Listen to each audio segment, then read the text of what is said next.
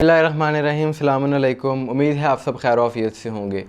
इस साल हैदराबाद सिंध में यौम आज़ादी के मौका पर कुछ लोगों ने, कुछ शरपसंदों ने आज़ादी का जश्न मनाते हुए, या कहें कि आज़ादी के जश्न के नाम पर अज़ादारी का एक जुलूस जो कि इमाम ज़ैनुल आबिदीन अलैहिस्सलाम की शहादत के सिलसिले में निकाला गया, उसको रोकने की कोशिश की, उसमें खलल डालने की कोशिश की, उसके तक़द्दुस को पामाल करने की कोशिश की।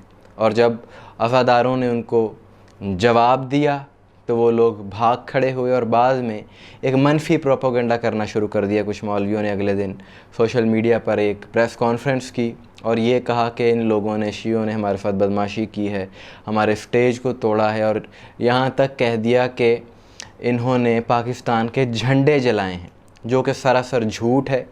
इदारे भी अपनी तहकीकात इस हवाले से मुकम्मल कर चुके हैं और किसी ने झंडे नहीं जलाए। हुआ ये कि इस साल तमाम मुहिब्बान अहले बैत, सिर्फ शिया नहीं, आपने भी ये चीज़ नोट की होगी कि सब ये कह रहे थे कि जश्न आज़ादी का मतलब ये नहीं है कि आप डेक लगाकर नाचें, बाजे बजाएं और ख़वातीन को नचवाना शुरू कर दें। इस चीज़ का नाम जश्न आज़ादी नहीं है। और वैसे भी मुहर्रम चल रहे हैं और इमाम ज़ैनुल आबिदीन की शहादत भी उस दिन आ रही है, तो कम से कम उस दिन का हमें अदब करना चाहिए। पाकिस्तान पर हमारी जान भी कुर्बान है, लेकिन इस साल सिर्फ़ इस शहादत के अदब में, जो कि नबी के घर का ज़िक्र है, जिनके सदक़े में ये पाकिस्तान हमें मिला है, सिर्फ़ इस नाच गाने से परहेज़ किया जाए, जो कि हर मुसलमान का फ़र्ज़ बनता है। लेकिन ये नवासिब की पुरानी आदत है कि जब भी नबी के घर में गम होता है ये लोग जश्न मनाते हैं। और जब 25 मुहर्रम का इमाम ज़ैनुल आबिदीन अलैहिस्सलाम की शहादत का जुलूस वहाँ से निकला, जो कि हर साल निकाला जाता है वहाँ पर, तो उसके रास्ते में ये लोग बुलंद आवाज़ में डेक पर गाने लगाकर वहाँ पर नाच रहे थे। और सिर्फ यही नहीं, इन्होंने जुलूस को फिर रोकने की कोशिश की, क्योंकि असल मकसद तो इन लोगों का यही था। जब इन्होंने जुलूस को रोकने की कोशिश की तब अज़ादारों ने इन्हें जवाब दिया और इन्हें फिर भगा दिया वहाँ से। अगर इंतज़ामिया इन लोगों को वहाँ से हटा देती तो ये काम अज़ादारों को ना करना पड़ता। और हैरत है इन लोगों पर कि जो लोग नाच रहे हैं, गा रहे हैं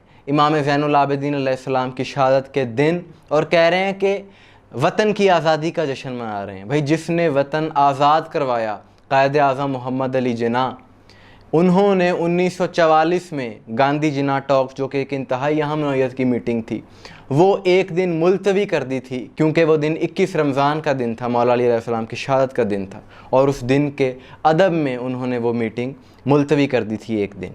और उस वक्त भी मौलवियों ने बहुत तनकीद की कि आपने ये अमल क्यों किया है। तो कायद आज़म ने यह जवाब दिया कि ये दिन मौला अली अलैहिस्सलाम के साथ जो मंसूब है, तमाम मुसलमान बिला तफरीक मसलक इसको मनाते हैं, और ये पैगाम दिया सारी दुनिया को कि हमें इन हस्तियों का एहतराम करना चाहिए। तो जब पाकिस्तान के बानी कायद आज़म मोहम्मद अली जिन्ना इतनी अहम मीटिंग को एक दिन मुलतवी कर सकते हैं, तो ये लोग अगर ये नाच गाना, अपनी खुराफात एक दिन नहीं करेंगे तो कौन सी क़यामत आ जाएगी। और अगर नाचना गाना है भी तो जहाँ से जुलूस गुजरना है वहाँ तुम्हें क्यों नाचना है, कहीं और जाकर नाच लो। लेकिन दर हकीकत इन लोगों का बुग़्ज़ तो अज़ादारी से है।